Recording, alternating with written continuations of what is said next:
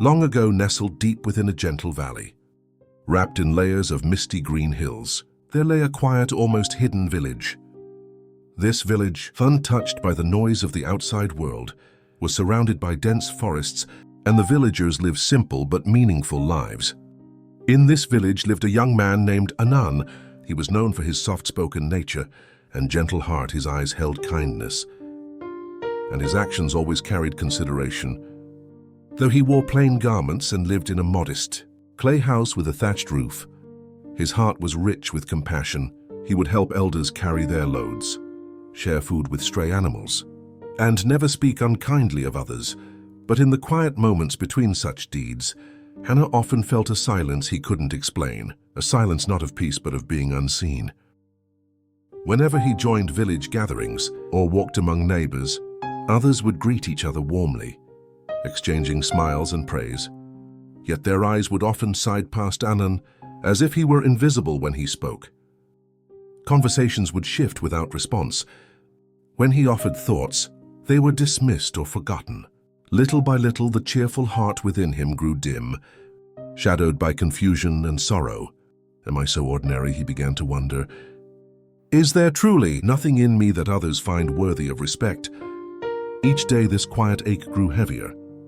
Like carrying a stone in the pocket of the soul, he longed not for admiration, but simply to be seen as someone who mattered.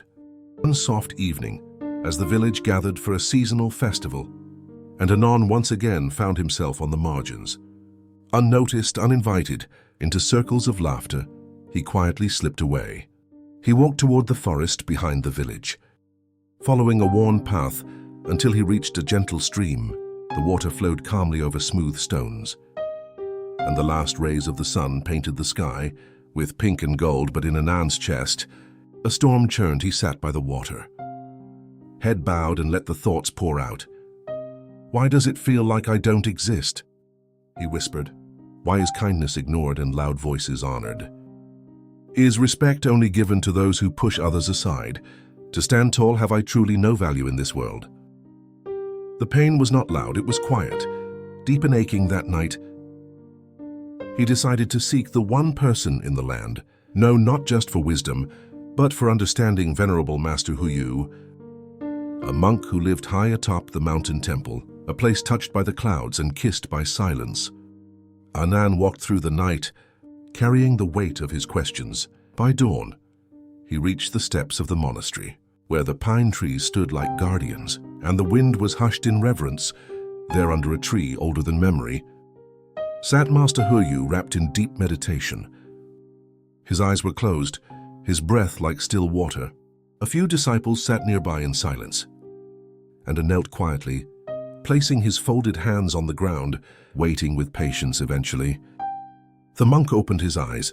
His gaze was clear and deep, like looking into a still lake that reflected not only the sky, but also the soul. When it was Anan's turn to speak, he bowed deeply and let his heart unravel. Master, he said, voice trembling, I don't know what I've done wrong. I try to live kindly. I try to speak gently, but no one hears me. My family disregards my thoughts. My friends talk over me. Strangers look past me. I feel as if I don't exist. Maybe I am not worthy of anything. Tears welled up in his eyes, not from self-pity, but from a sorrow long held in silence. The monk listened without interruption. His expression was neither surprised nor sympathetic, but deeply calm, as though he had heard such cries 1,000 times. After a pause, he smiled gently, and his voice was like wind through leaves. My child, he said, you seek respect, but you wait for it to come from others. Yet respect is not a gift others hand you. It begins when you offer it to yourself. You must first learn to carry yourself with a strength that doesn't waver when no one is watching. He raised one hand in blessing and said, slowly I will share with you 5 truths. Practice them not for praise, but as a way to awaken the dignity already sleeping within you. When these teachings become the way you live, the world will begin to reflect what you carry inside. First teaching, learn to say no. Anan said, the monk, do you say yes to everyone even when it hurts you? Do you take on tasks simply to avoid rejection or please others? Anan nodded silently. then you have given away your power. Saying no is not cruelty, it is clarity. It tells the world you have limits, and that your time and energy are not to be used carelessly when you always yield others. Forget you have a spine. They treat you as soft ground to walk on. When you begin to say no with calm strength, people will learn to ask instead of assume. They will start to see you not as someone to use, but someone to respect. Second teaching. Stop complaining. Many suffer in silence, but many more speak of suffering, so often that they become a shadow in every room. The monk said, Anan, every soul has burdens, but when your mouth is filled only with sorrow, you spread a fog. People will avoid that fog. No matter how just your pain, if you wish to be respected, become a presence that lightens the air. Speak solutions, share joy. Carry yourself like a lantern, not a storm cloud. Let others feel calmer, clearer, more hopeful, because you are near. Third teaching, be less available. The monk's tone grew still. If you are always present at everyone's call, they will assume you have nowhere else to be. They will not value your time because you offer it too freely. Even sacred things become common when too easily found. Water gives life, but because it flows everywhere, it is taken for granted.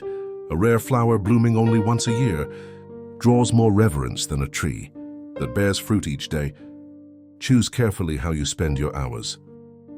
Let others wait for your presence. When you make space around yourself, your presence gains weight.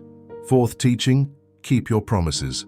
Words, the monk said, are threads that bind trust. If you speak casually and break promises easily, no one will trust the fabric of your being. Say little but mean everything you say. When you promise even a small thing, honor it. Let your actions echo your words. Like a mountain echoing a call, people begin to respect those who live honestly. You don't need titles or riches. You only need to be someone whose word is never hollow. Fifth teaching, rise above the poverty of mind. The monk's gaze grew deeper. Many believe poverty is the absence of gold, but true poverty is the absence of belief in oneself. It is the shrinking of spirit. You may wear torn clothes, but walk with quiet confidence, and others will bow their heads in respect. Or you may wear fine robes, but walk with a bowed head, and people will pity you, not honor you. Do not dwell on what you lack. Instead, build skill. Sharpen your wisdom, strengthen your will. Carry your suffering with dignity and transform it into fuel. That is the path of the worthy. The monk closed his eyes and returned to silence. A man bowed low to the earth, feeling a profound stillness settle into his chest. It was as though the weight he carried had been lifted, not by the monk's words, but by the mirror. They held up to his own forgotten strength. He descended the mountain slowly, each step lighter than the last. When he returned to the village, nothing had changed except Anan himself. He began to live the teachings. He learned to say no without fear.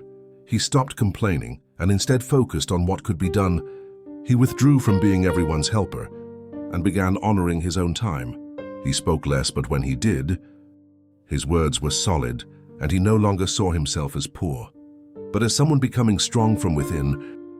The change was slow but real. People began to listen when he spoke. They paused. His presence felt grounded. Not timid friends treated him with new eyes. Even his family leaned in to hear his thoughts, and then had not forced the world to respect him. He had simply become someone who respected himself, and the world in its quiet way followed.